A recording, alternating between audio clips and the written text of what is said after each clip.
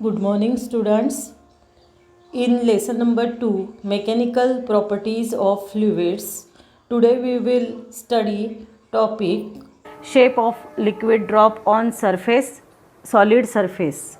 ठीक है, क्या शेप रहता है वो देखेंगे कि अगर एक लिक्विड ड्रॉप अपने प्लेन सॉलिड सरफेस पे लिया, लिक्विड ड्रॉप कंसिडर करा और वो है लिक्विड ड्रॉप अगर सॉलिड सरफेस पे आप अगर कंसिडर करते हो, ठीक है, तो क्या होगा कि this liquid drop will spread on the surface of the solid. ये लिक्विड ड्रॉप को अगर आपने सॉलिड सरफेस पे डाला तो वो क्या होगा, वो स्प्रेड हो जाएगा सॉलिड सरफेस पे।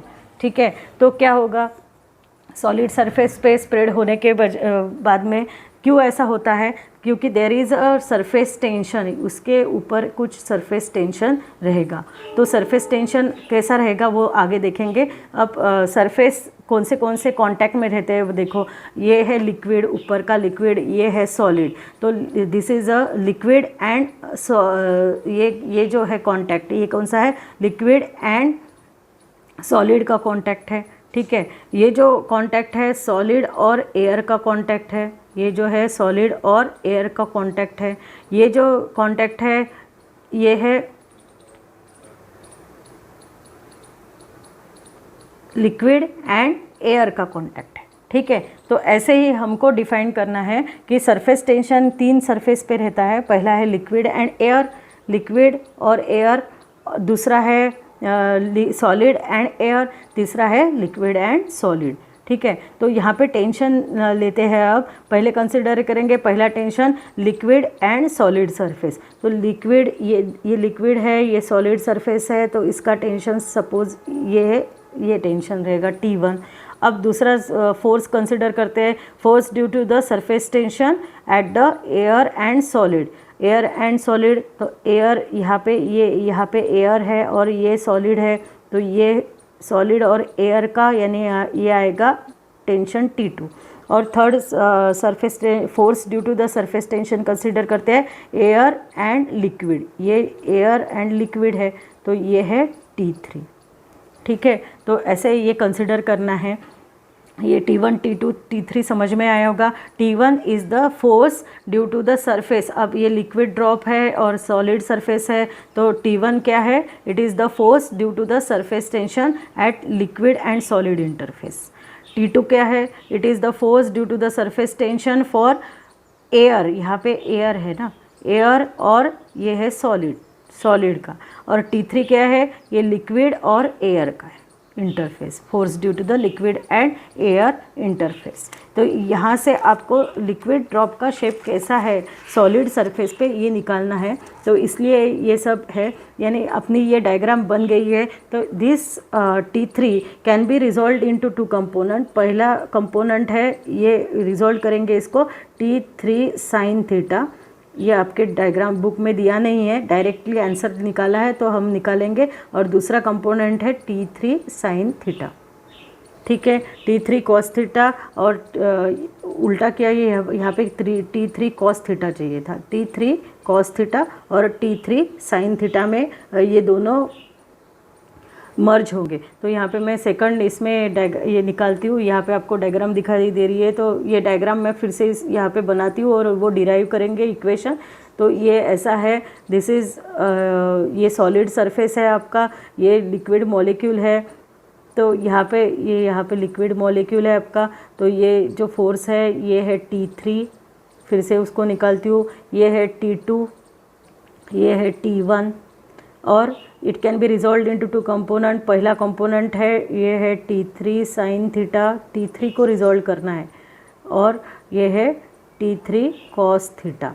ठीक है, तो इक्विलिब्रियम कंडीशन में फॉर, यहाँ पे लिखती हूँ, फॉर इक्विलिब्रियम यानी rest, equilibrium of the drop T3 को रिजॉल्व किया है। T3 can be resolve into 2 components. पहला कौन सा है, T3 साइन थीटा, और दूसरा है T3 कॉस थीटा। ठीक है, तो अब T3 ये जो हॉरिजॉन्टल कंपोनेंट है T3 कॉस थीटा, ये कैसा आता है, it can be balance bye T2। और T1 कैसे आता है, देखो हॉरिजॉन्टल कंपोनेंट की तरफ देखेंगे, हॉरिजॉन्टल कंपोनेंट को बैलेंस कर रहा है मस्ट ईच अदर, एक मेक को बैलेंस कर रहे हैं, ठीक है। तो ये जो T2 है, डायग्राम की तरफ देखो, T2 कैसे बना हुआ है, T2 is equal to, total T2 खींच रहा है किसको, ये T2 है, ये T2 खींच रहा है, इसके अलॉन्ग कौन सा है, T3 cos थीटा और T1। तो यहाँ पे T2 इज इक्वल टू क्या आएगा फिर, T1 plus T3 cos theta.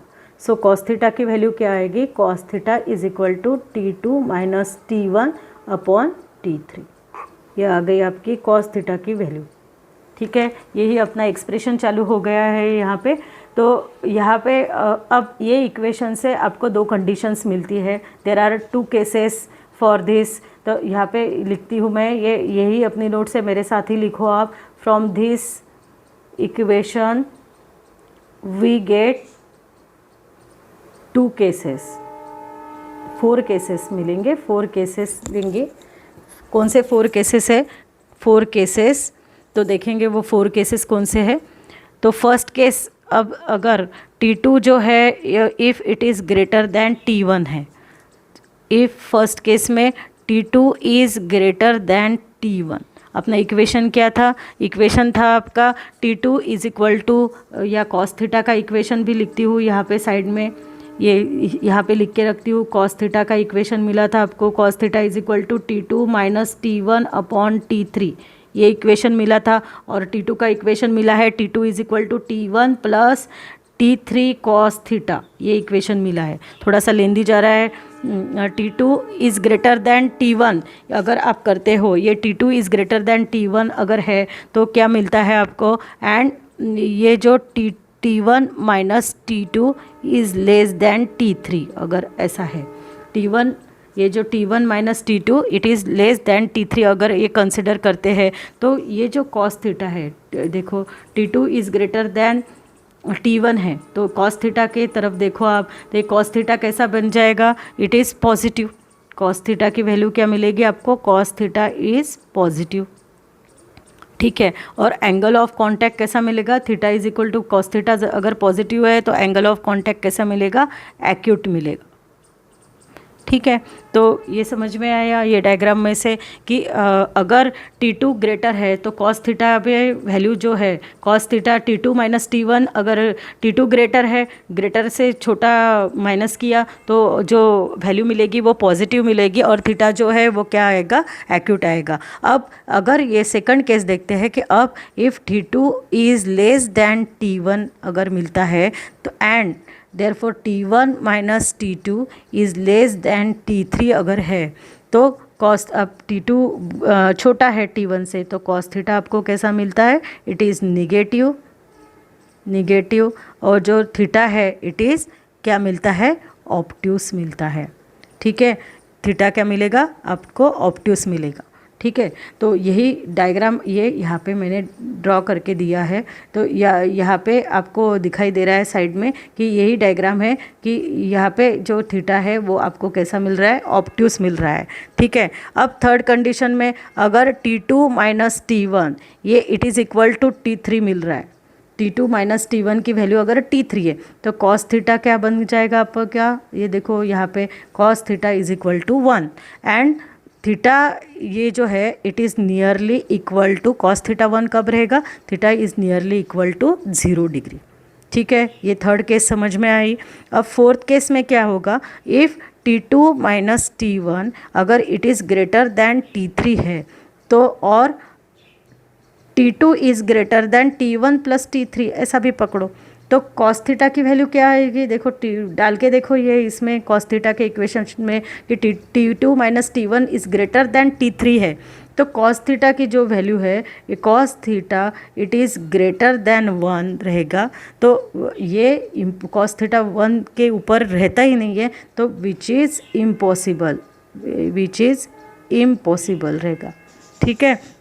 तो in this case the liquid spreads over the solid surface and drop will not be form. ये चौथे कंडीशन में लिक्विड क्या होगा, लिक्विड जो है वो स्प्रेड्स होगा, liquid spreads over solid surface and drop जो है ड्रॉप तैयार नहीं होगा, drop will not be form.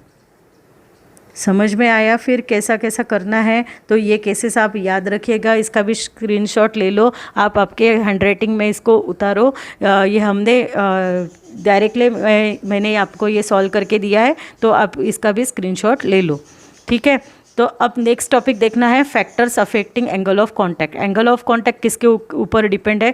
तो एंगल ऑफ कांटेक्ट जो है, पहले तो लिक्विड कैसा है उसके ऊपर डिपेंड है। जैसे देखा, kerosene partially wets the solid, अगर मर्क्यूरी लेते हैं do not wet the solid. Third लेते हैं अगर प्योर वाटर तो वेट्स द सॉलिड। तो इसलिए ये किसके ऊपर डिपेंड है? पहला पॉइंट देखो, the nature of the liquid, ठीक है। Angle of contact depend upon the nature of the liquid and the solid in contact, okay. Second, अगर उसमें इम्प्यूरिटी है, तो अगर लिक्विड में इम्प्यूरिटी है तो एंगल ऑफ कांटेक्ट चेंज होगा। तो यही है second point, impurities present in the liquid change the angle of contact, ठीक है। अब थर्ड पॉइंट क्या है? टेम्परेचर, कि अगर टेम्परेचर इंक्रीज़ होता है तो एंगल ऑफ कांटेक्ट क्या होता है? टेम्परेचर T अगर इंक्रीज़ होता है तो angle of contact decreases, theta decrease होता है, ठीक है। तो ये 3 पॉइंट पे एंगल ऑफ कांटेक्ट डिपेंड है। First, nature of the liquid, second, impurity present in the liquid and third, temperature of the liquid, ठीक है। तो अगर कांस्टेंट टेम्परेचर में सॉलिड लिक्विड सरफेस पे एंगल ऑफ कांटेक्ट भी कैसा रहता है? कांस्टेंट रहता है। अगर टेम्परेचर को कांस्टेंट रखा, T temperature is constant, then also the theta is constant. Temperature constant रहेगा तो थीटा भी कैसा रहेगा? कांस्टेंट रहता है। ये याद रखना है आपको, ये दिया है। For solid liquid surface angle of contact is constant at a given temperature, ठीक है। गिवन टेम्परेचर पे एंगल ऑफ कांटेक्ट कैसे रहता है? कांस्टेंट रहता है। तो समझ में आया एंगल ऑफ कांटेक्ट किसके ऊपर डिपेंड है? Nature of liquid and solid in contact. Second, impurity पे डिपेंड है, अगर इम्प्यूरिटी इम्प्यूरिटी है प्रेजेंट है तो जो एंगल ऑफ कांटेक्ट चेंज होता है। टेम्परेचर ऑफ द लिक्विड पे है, अगर टेम्परेचर इंक्रीज कर दिया तो इट्स जो एंगल ऑफ कांटेक्ट क्या होता है? डिक्रीज होता है।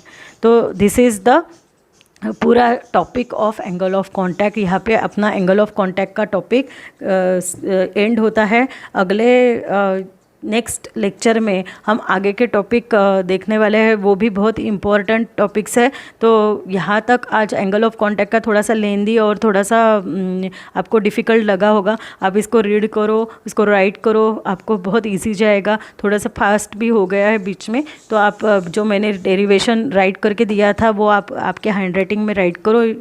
आपके साथ मैंने सॉल्व इसलिए किया कि आपको वो समझ में आता है, ठीक है। तो आज के दिन इतना ही करते हैं, अगले वीडियो के अगले लेक्चर के साथ फिर से मिलेंगे। तब तक के लिए bye, have a good day.